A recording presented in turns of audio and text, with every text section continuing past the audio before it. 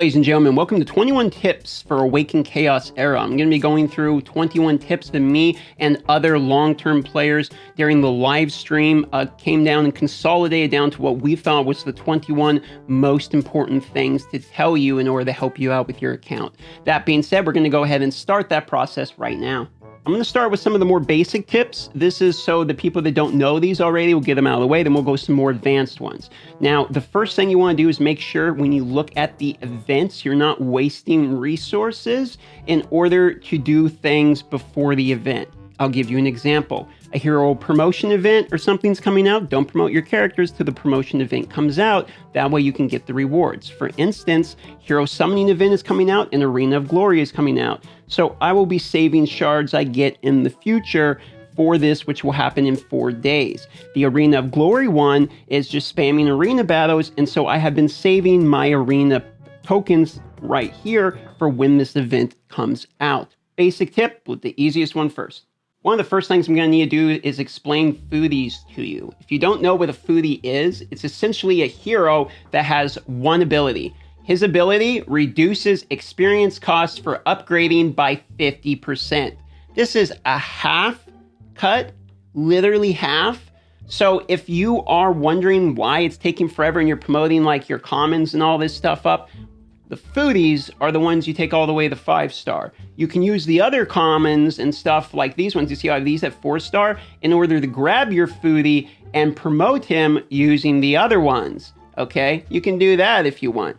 But foodie is the cheapest person to level. Now, how do you get foodies? Remember the events I told you earlier? That's why I told you about it first. Foodies come from events, but also you can save your diamonds over time and actually get them in the diamond shop. They have a limit to how many you can get per week. It is 3 per week. I forget exactly what they cost. I think it's 80 gems, but you can get all of these free every week by just going and doing your arena battles every day. You will get 50 diamonds, okay? Which is going to roll into the next part of it, which is how to get diamonds in this game for free. So diamonds, how do you get them for free? I told you about the arena part, so we're gonna move on from there. There's actually another way you can get diamonds that's a little bit hidden. If you go to endless trials and you do your endless trials, and no, I'm not talking about the first clear bonus, I'm talking about something else. You choose the difficulty you want to do, you go into it, okay? Now, when you're actually in the trials on the map itself, occasionally you're gonna see on this random procedurally generated thing here, or however they do it, you're gonna be seeing these bags. You see this bag right here? I'm gonna develop my path towards that bag, so that way, when I get to that bag, I have a chance at receiving the bonuses in that bag. What do the bags actually have in them? Well, they can actually have diamonds in them as well as other resources, but it's one way to get free diamonds, and there's multiple bags. You can go through, there's one bag there, there's another bag there, clear it out, you get your bonuses, okay? Another way to get diamonds. Now, clearing the tower will give you diamonds as well. Keep in mind, this is time gated, it's a monthly thing, but you really need to clear the tower in its entirety for the normal. That way you can literally auto through it. If you don't unlock it, you can't auto through the tower. Now when next month comes, I literally don't have to do it manually. I can just go through it, which would save me a ton of time to get the rewards. On top of rewards, there's also the daily rewards. If you actually look at quests, which I was just at here, you can go, where am I doing? Click on quest, thank you very much. And you can go right here. Obviously there's daily rewards, weekly rewards as well, but the daily rewards will give you diamonds too. You can see 50 right there. So if you do your daily quest, that's 50 diamonds. If you do your arena, that's 50 diamonds. You do your endless trials, you'll get maybe 10 or 20 a day there. And that alone in one day is enough to get yourself at least one foodie, and with some diamonds left over. So you can get all the foodies and probably buy some pumpkins or something too every week if that's what you want to do with your diamonds. I probably recommend saving them for the event so that you can continue, once again, to work on your events, look at the event calendar, see when they're coming out, plan ahead, that simple. Know about Arena. As you climb Arena and get higher ranks, you'll get more and more tokens. Keep in mind that even at the lowest rank, you get tokens. And you can, in fact, fight people that are not actual players. The person I just beat was not an actual player. It was, in fact, a robot. So what we can do then is take our points after we've acquired them. We can go to the Arena shop here, and we can see all these different items. Now, obviously, we could get summoning shards, etc., but at the top, we can literally choose a person to ascend that's a legendary. This is extremely viable or extremely valuable, and is a viable way to farm free to play certain teams that require a ton of ascensions on legendaries. Poison comes to mind. Keep it, or just, you know, Ganglio double poison, for instance. Like, that's 3 of the same guy getting, that's kind of rough. So stuff like that can be quite nice. This is what I'm going for. Also, you can get pieces of gear. Good gear does drop quite often with the Arena tokens, and you can use that to get, I mean, if you look at this, pretty ridiculous pieces of gear if that's something you're interested in. So keep that in mind. You don't want to sleep on Arena. And with the upcoming Arena battle, it is more than likely a very good idea to spam them during this to get all your bonuses.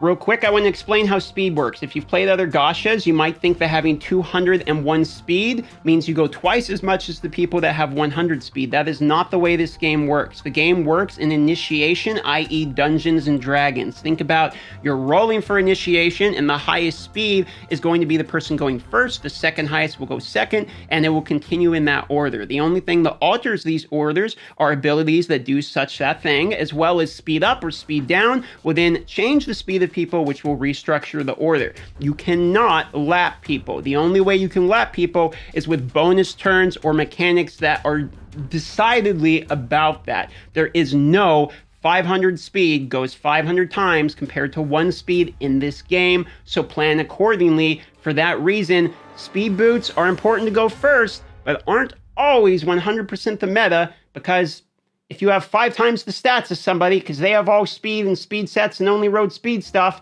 but they can't hurt you because you only have defense, it doesn't really matter.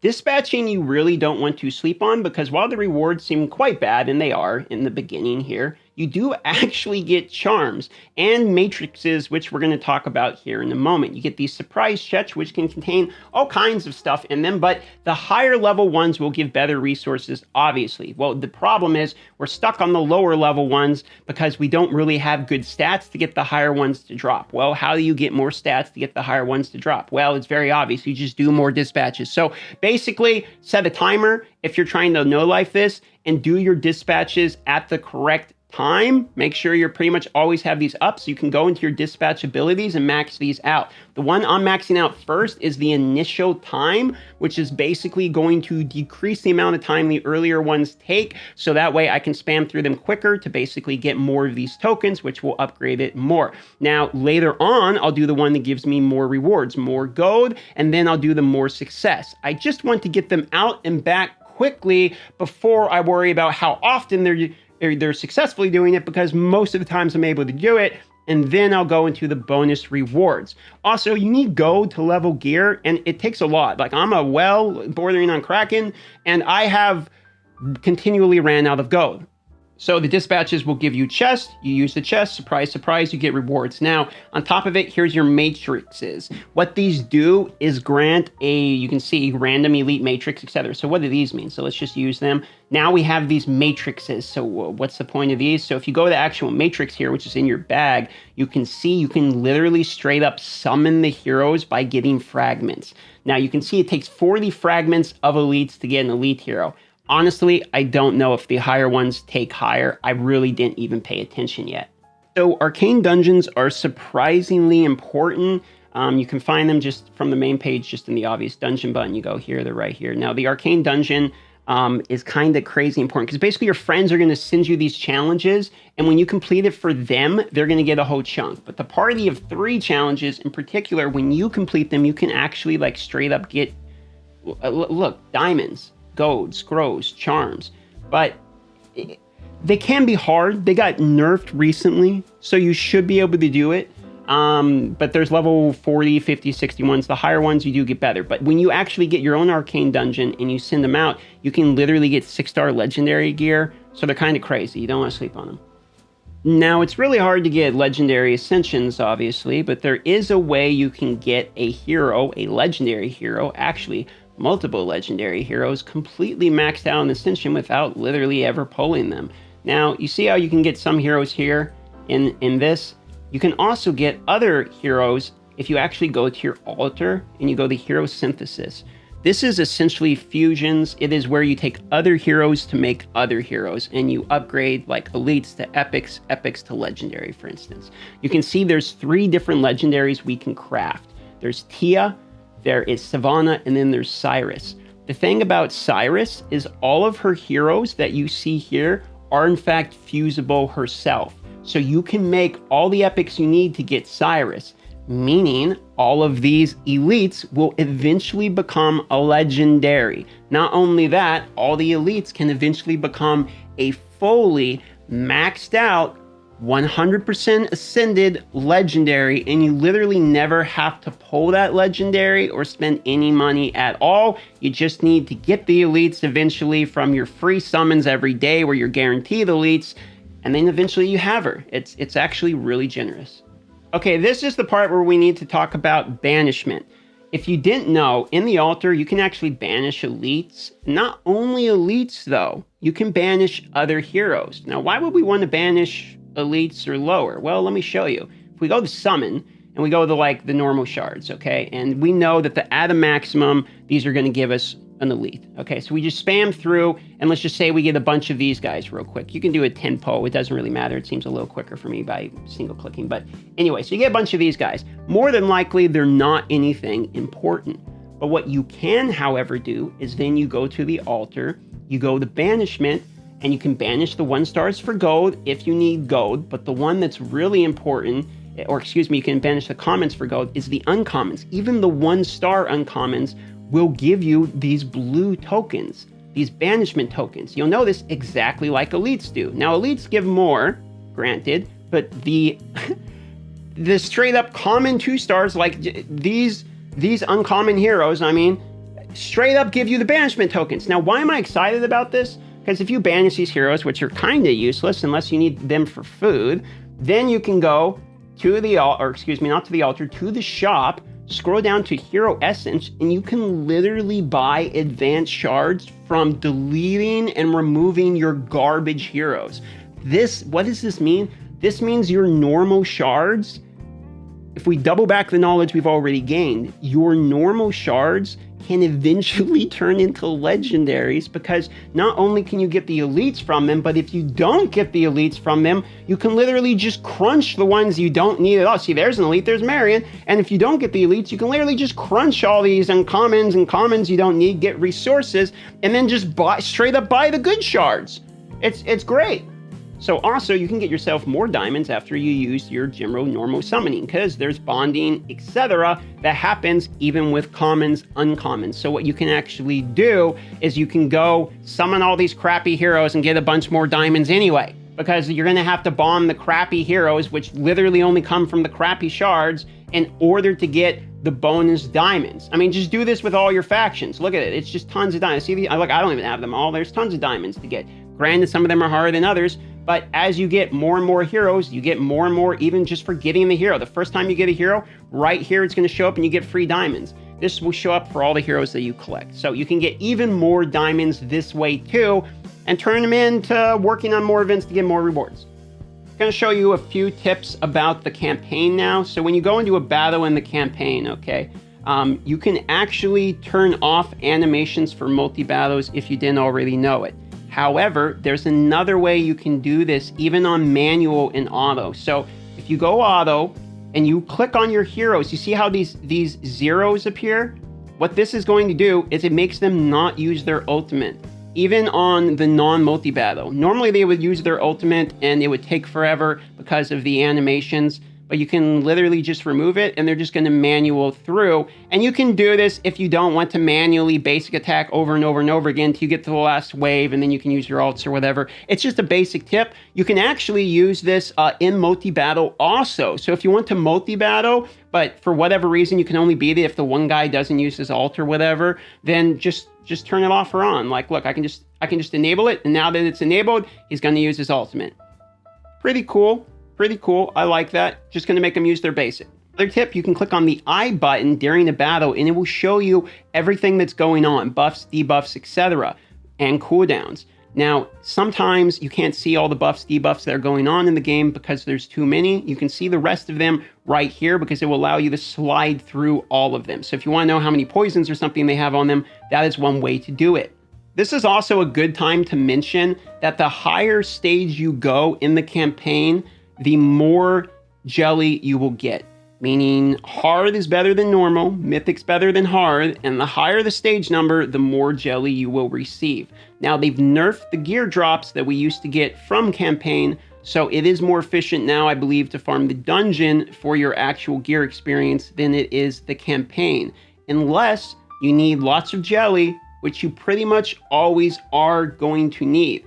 If you didn't know, the jelly has a 2x bonus you can buy in that same diamond shop we talked about earlier. However, you can actually pause that 2x bonus for if you're going to sleep and you don't have a macro running or something, which by the way, don't run macros in this game, which I don't use either because they do say they ban for them. This is not one of those games that auto clickers and all that is supposed to be okay. I don't know whether or not people are doing it regardless and whether or not they are banning those people, but that is what they have said. If you're a well randomly doing the campaign and then losing the battle like you just saw me do, sometimes we'll actually offer you full 6-star legendary gear. Now, from my understanding of this, you have to lose the battle, but I'm not 100% sure on this. I've lost plenty of campaign battles because I'm pretty lazy and hit full auto, and I've had tons of these offers pop up, and I have bought a lot of these. Promote people by clicking the quick promote button. This will take the heroes that are the lower ranking and level them. Keep in mind, you can disable this where it will not do your elites. It will only go up to, rares or whatever. Probably don't want to crunch your elites because there is no mark to show you which ones are for the fusion and which ones are not. This is a bummer, so be very careful. This is your warning. Let's say you want to level a piece of gear and you're frustrated because you have a whole bunch of stuff you got to crunch into it. Let me show you. So you got all these goodies. And you're gonna have to go through and click all of these, okay? It takes literally forever. Or you can just click and hold, and it will take all of the same rarity and star. So if we scroll down, we can see here's some blue 5 stars, okay? Blue 5 stars, we have purple 5-star, etc. Now, if I click and hold on this 5-star legendary, it's only gonna do that one. If I click and hold on this 6-star legendary, it's gonna do all of them. You see? So you can actually do a little bit quicker if you want to this way, but just be careful when you do it, you're not crunching your good stuff. And last but not least, right here we'll show you the bonuses if you have a 2x jelly going on, and you can get yourself a 2x jelly in the diamond shop. Go down here, you can buy, for instance, a 24-hour one, which is the cheapest per hour breakdown. Then you can go to your bonuses, see, oh, it's not being used. So you go to your inventory, you use it. I have 2 of these 24 hours now. I've been kind of like stockpiling them. And then you can go to your bonuses, say, oh, I got a lot of time. I just want to pause it. I will use it again in the future. That is going to wrap up all of the tips for this video. If you learned anything at all, please let me know which bit of information was helpful to you or what your favorite bit was. Thank you for watching this channel. This channel will be doing a lot of similar type of guides, and the next video should be a Lightwing Zachary fully ascended build. Let me know if this was helpful. Please like, comment, subscribe, all that garbage that YouTubers do at the end of their video, and I'll see you on the next one.